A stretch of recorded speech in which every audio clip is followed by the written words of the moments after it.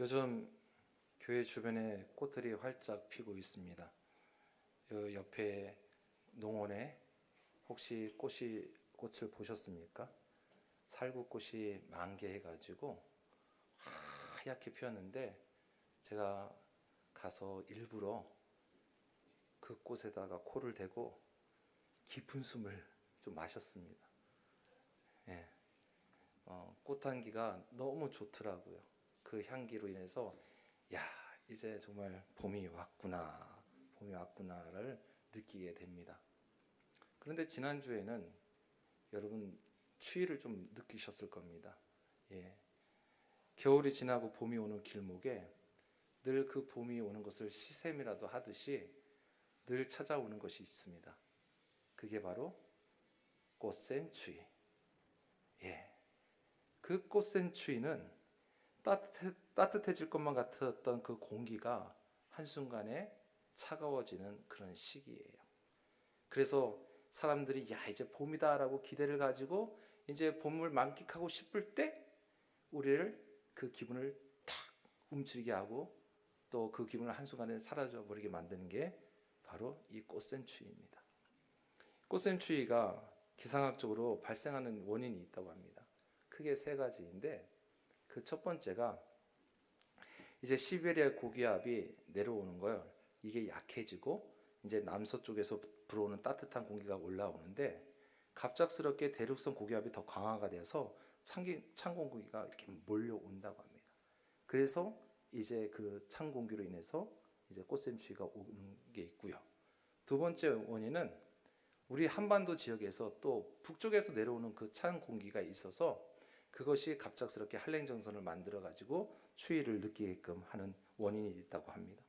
세 번째 원인은 일교차의 급격한 증가로 인해서 낮에는 따뜻한 공기가 있지만 밤에는 갑작스럽게 낮아져서 찬바람이 불고 그래서 추위를 좀 느낄 수 있는 그러한 일이 바로 또한 일어나는 게 이러한 현상들이 꽃샘추위의 현상의 원인이다라고 합니다. 이러한 꽃샘추위가 찾아오면 어떻습니까? 우리들의 일상생활에도 영향을 주게 되어 있습니다. 특별히 농작물의 경우는 이제 막 싹이 나기 시작하고 이제 꽃을 막 피우고 싶을 때에 이 갑작스럽게 다가오는 이 추위로 인해서 피해를 보는 경우도 있다라는 것이죠. 사람의 경우는 어떻습니까? 이제 아이고 날씨가 더워졌네 하면서 반팔로 갈아입었는데 갑작스러운 추위로 인해서 그걸로 인해 호흡기 질환, 감기 등 또는 여러 가지의 질병으로 고생하는 경우도 있다는 것이죠. 우리가 지금 청주는 아래쪽에 있지만 강원도 쪽에는 심지어 그 꽃샘추위 기간에 땅이 얼어붙어서 교통사고도 나는 경우가 있다고 합니다. 이처럼 봄을 앞둔 시기에 찾아오는 이 꽃샘추위는 결코 반가운 손님이 아닙니다. 그런데 이 자연 현상은 우리들이 신앙생활하고 있는 이 과정에도 이 여정에서도 비슷하게 나타난다는 거예요. 갑작스럽게 찾아오는 이 메시지처럼. 네. 그래서 우리 신앙의 여정에서 정말 갑작스럽게 찾아오는 이 신앙의 꽃샘추위가 있다는 거예요. 신앙의 꽃을 막 피우러 가는데 어때요? 시샘이라고 하듯이 우리를 신앙적으로 움츠리게 만들고 걱정하게 만들고 정말 대륙성 고기압이 내려와서 찬 공기를 만들고 한랭정선을 만들고 정말 기온차로 인해서 움츠리게 만드는 것처럼 우리를 그렇게 만드는 영적인 꽃샘추위가 날마다 우리에게 다가올 수 있다는 것을 우리는 잘 알아야 합니다. 하나님께 더 가까이 나아가려는 우리의 발걸음을 방해하려고 또 믿음의 생명의 생명이 움트는 것을 오히려 주저하게 만들어서 움츠리게 만들고 하려고 하는 그 영적인 꽃샘추위. 이 영적 꽃샘추위가 혹시 지금 우리에게 찾아와 있지는 않은가? 어떤 꽃샘추위로 혹시 떨고 있으실까? 믿음의 길을 걷는 이들에게는 여러 가지의 모습으로 이 영적인 꽃샘추위가 찾아오는데 그 첫 번째 영적인 꽃샘추위가 뭐냐? 바로 사방으로 우겨쌈을 당하는 것입니다. 사방으로 우겨쌈을 당하는 것은 바울이 어떻게 표현을 했냐면, 띄워주세요. 네, 이게 지금 뭘까요? 포도즙을 짜는 틀입니다. 즙을 짜기 위해서 포도를 진두를 때 사용하는 단어로 바로 이것을 사용을 하였는데, 여러분, 포도의 입장에서 한번 보세요. 위에서부터 조금씩 압축되어 들어올 때 얼마나 숨막히고 고통스러운 순간일까. 우리 그리스도인으로 인생의 그 압박 속에서 신앙의 그런 겨울 속 안에 갇혀 살아가고 있다는 겁니다. 이 고통 속에서 믿음을 유지하고 지킨다는 것은 결코 쉬운 일이 또 아닐 것이에요. 두 번째 꽃샘추위는 무엇이냐? 바로 답답한 일을 당하는 겁니다. 이 답답한 일을 당하는 것은 마치 사방이 막혀 있는 듯한 그 환경 속에서, 그 삶의 공경 속에서 빠져나올 수 없는, 출구가 보이지 아니하는 그런 상황. 띄워주세요. 어찌 보면은 내 인생에 지금 저 그림의 표현을 잘하고 있지 않을까? 절망 속에 빠져 있는 그 모습이 두 번째인 영적 꽃샘추위일 수 있다는 겁니다. 세 번째 꽃샘추위는 박해를 받고 거꾸러뜨림을 당하는 것을 이야기합니다. 여러분, 우리나라에 들어온 초기 선교사님들, 그분들은 어떻게 이 땅에 오시게 되었을까? 그리고 이 땅에 들어오셔서 어떤 삶을 누리셨습니까? 우리가 너무나 잘 알고 있어요. 예수 그리스도의 이름으로 복음을 전하고자 그 큰 기대감을 가지고 왔지만 땅을 밟는 순간 풍토병에 걸려서 며칠 만에 돌아가시는 선교사님들도 계시고 그 가족들도 있다는 겁니다. 그들의 죽음이 헛된 죽음일까요? 예수님 이름을 증거하면서 받는 수많은 핍박과 고난들, 그들이 그 받았던 고난과 핍박들의 헛수고였을까요? 단순한 고난이 아닙니다.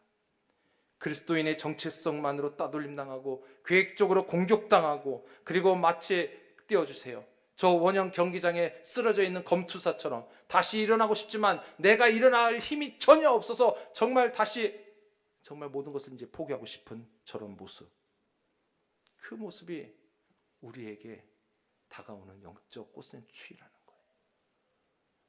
여러분들도 잘 알고 있는 동화책이 있을 겁니다. 띄워주세요. 오리와 백조. 백조가 오리들 새끼 틈 속에서 같이 태어났습니다. 커가면서 그런데 어때요? 다른 모습이에요.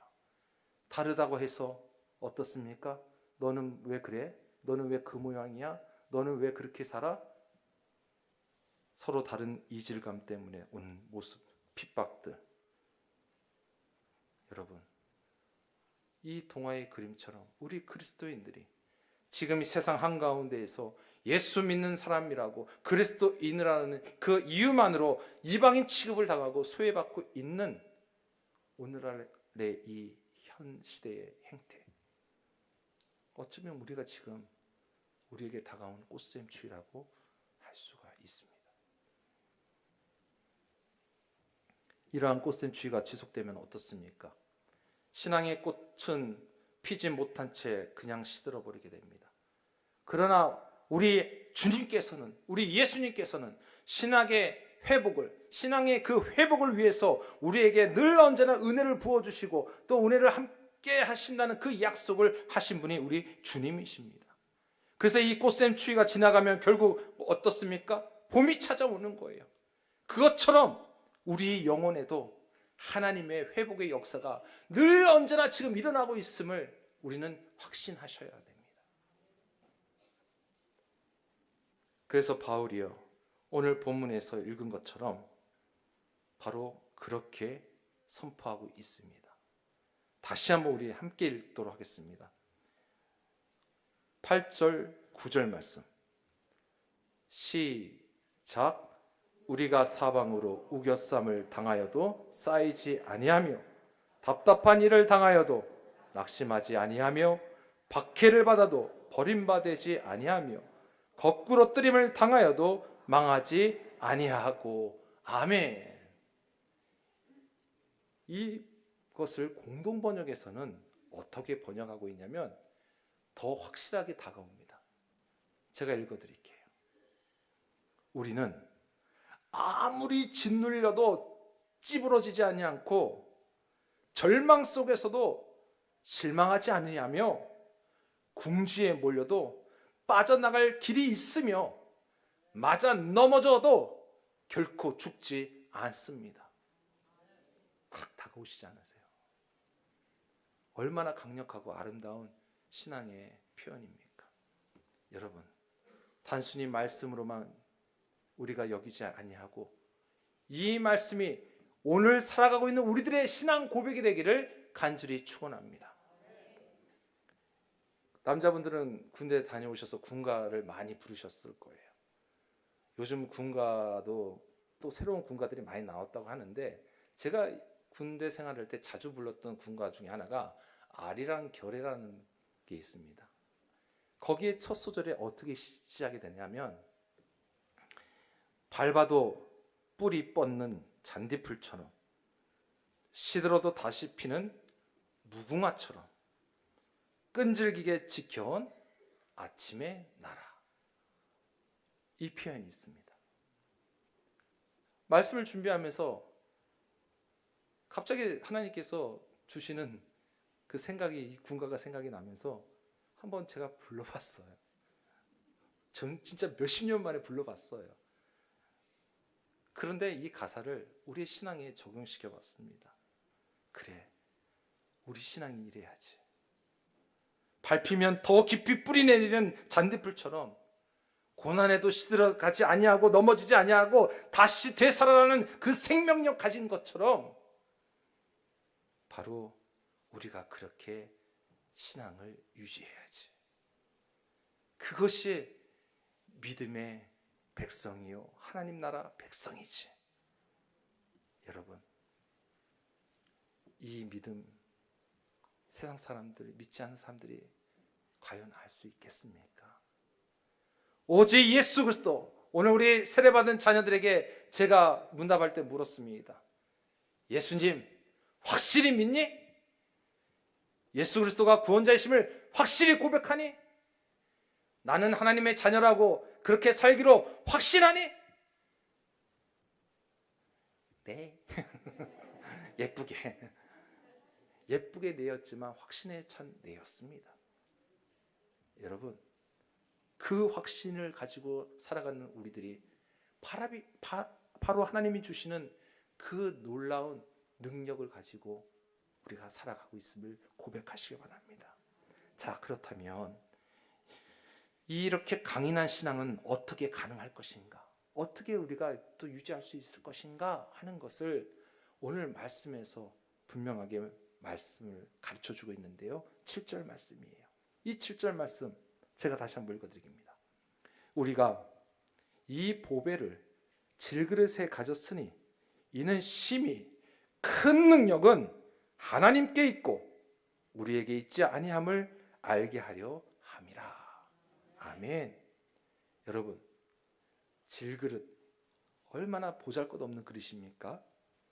그냥 훅 하고 실수로 떨어뜨리기만 하면은 깨져버리는 게 질그릇이에요. 그런데 한번 여러분들이 선택해 보십시오.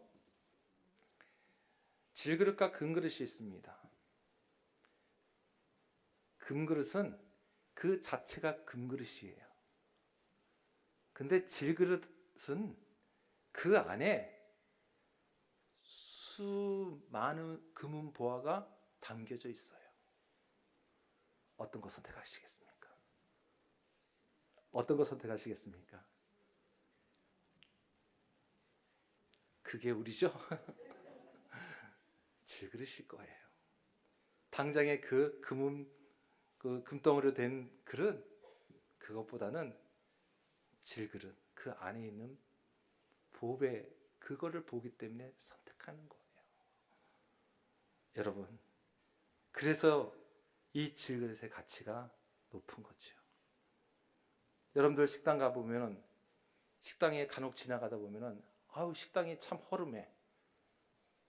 저런 식당이 무슨 운영을 하나 할 정도로 정말 낡은 식당들이 있는데 그 앞에는 웬 사람들이 길게 줄을 서 있다는 거예요. 왜 그럽니까? 맛집이니까. 그죠? 사람들은 그 식당의 겉모습을 보는 게 아니라 그 식당의 음식의 맛을 보기 위해서, 또 그 맛이 유명해져서 그 유명함을 한번 내가 체험해 보고자, 비록 사람들이 많을지라도 내가 기다린다는 거예요. 외견상으로는 보잘것없는 식당이지만 그 식당의 내면을 보면서 인정하게 된다는 겁니다. 여러분, 이처럼 우리 그리스도인들이요, 외면적으로 볼 때는 연약하고 외면적으로 볼 때는 보잘것없이 보일 수도 있겠지만, 여러분, 우리 내면에는 지금 하늘의 보배를 간직하고 있는 존재들임을 결코 잊지 마시기를 바랍니다. 이 보배가 뭡니까? 오늘 6절 말씀에 읽지는 않았지만 6절 말씀을 한번 보게 되면, 어두운 데에 빛이 빛이라 말씀하셨던 그 하나님께서 예수 그리스도의 얼굴에 있는 하나님의 영광을 아는 빛을 우리 마음에 비추셨느니라. 아멘. 근데 이 빛이 요한복음 1장 14절을 말씀을 떠오르게 하는데요, 말씀이 육신이 되어 우리 가운데 거하심에 우리가 그의 영광을 보니 아버지의 독생자의 영광이요 라고 또한 말씀을 가르쳐 주고 계십니다. 이 보배는요, 바로 예수 그리스도이십니다. 예수 그리스도께서 우리 안에 계시다는 거예요. 그래서 그분의 영광이 우리 안에 임하여졌기 때문에 우리가 세상 속에서 살아가는 동안에 하나님의 그 생명과 빛을 드러낼 수 있는 존재로서 하나님이 우리를 세워주셨다는 사실을 여러분 분명하게 믿으시기를 바랍니다. 성도 여러분, 결코 절대로 잊지 마십시오. 저와 여러분들은 하나님의 보배입니다. 따라해보세요. 나는 하나님의 보배이다. 아멘. 우리를 통해서 하나님께서는 영광 받아주시는 줄 확실히 믿으시길 바랍니다. 그러면서 오늘 10절 말씀에는요, 이 보배의 능력에 대해서 이야기하는데, 다시 한번 말씀을 읽어드리면, 우리가 항상 예수의 죽음을 몸에 짊어짐은 예수의 생명이 또한 우리 몸에 나타나게 하려 함이라. 아멘. 예수의 무엇이요? 생명이. 우리는 지금 사순절을 보내고 있습니다. 사순절 동안 여러분, 여러 가지 저희들이 캠페인을 하고 있는데요, 그 캠페인을 하는 목적이 무엇입니까? 오직 예수 그리스도입니다. 고난을 통한 영광, 또한 죽음을 통한 새로운 생명. 여러분, 이 사순절 기간 동안에 하나님 앞에 우리의 자아를 내려놓고 오직 십자가를 우리가 비로소 짊어질 때에 바로 예수의 생명이 나를 통해서 다시 한번 나타난다는 사실을 믿으시기를 바랍니다. 그래서 요한복음 12장 24절에 하늘의 밀이 땅에 떨어져 죽지 아니하면 하늘 그대로 있고 죽으면 많은 열매를 맺느니라. 아멘. 여러분, 그래서요, 우리를 통해서 많은 열매가 맺어지는데 내가 어떻게 해야 됩니까? 죽어야 되는 거예요. 내가 죽어야지 많은 열매를 맺을 수 있는 거예요. 죽지 아니하면 열매 맺을 수가 없어요. 씨앗을 우리가 이제 봄 되면 우리 이제 저기 분양이 다 되어서 보니까는 이제 상추도 심으셨어요. 상추도 심고 아마 각자 집에 계시는 분들은 뭐 여러 가지 씨앗을 사서 심기도 하실 거예요. 씨앗 생각해 보세요. 씨앗이 땅에 들어가 가지고 씨앗이 이제 그 싹을 틔우기 위해서는 그 씨앗의 곁에 싸고 있는 그 껍질들이 터져 버려야 됩니다. 터져 버리고 그 땅 속에서 살아 꿈틀거려야 되는 거예요. 그래야지 싹이 올라오는 거죠. 그런데 죽어 있으면 싹을 틔울 수가 없는 거예요. 아무리 땅 속에 심겨져도 싹이 나올 수가 없어요. 여러분, 우리가 마찬가지예요. 우리 자아도요, 하나님 앞에서 우리의 겉껍질이 제거된 다음에 우리가 계속 우리 스스로 꿈틀거려야 되는 거예요. 우리가 그렇게 꿈틀거릴 때에 하나님의 자녀로서 백성으로서 살아있다라는 것을 우리의 꿈틀거림의 모습을 통해서 세상 밖으로 나아가는 거죠. 그런데 가만히 있어요. 곁에 싸고 있는 것을 터뜨리러 가지 않아요. 그러면요, 그냥 그대로인 거예요. 그리고 우리가 살아가는 동안에 여러 가지 많은 요소들이 사실 우리 삶 속에서 온전히 믹스가 돼야 돼요. 믹스가 되면서 그것이 그냥 우리의 성장하는, 어떻게 보면은 양분이라고 우리는 생각해야 됩니다. 그 안에 바로 고난이 들어있을 수 있는 거예요. 영적인 꽃샘추위가 찾아올 수 있는 거예요. 케이크를 만드신 분들이 케이크를 만들 때 케이크에 단맛을 내기 위해서 설탕만 들어가는 게 아니라는 거예요. 저도 처음 알았어요. 소금도 들어간대요. 소금도 들어가야 되고 설탕도 들어가야 되고. 여러분, 단맛과 짠맛이 적절하게 어울려졌을 때 맛있는 케이크가 만들어지는 거라는 거죠. 우리의 인생이요, 그겁니다. 꽃샘추위의 흔적을 딛고 피어난 봄꽃처럼 우리의 영적 꽃샘추위에서 다가오는 수많은 그런 추위들, 그것이 어떤 것이든지 오히려 그것을 통해서 움츠려 있는 것이 아니라 다시 한번 새 생명으로 돋아나는 동기가 되기를 주의 이름으로 축원합니다. 여러분, 영적인 꽃샘추위가 우리를 영원히 붙들 수 없음을 기억하십시오.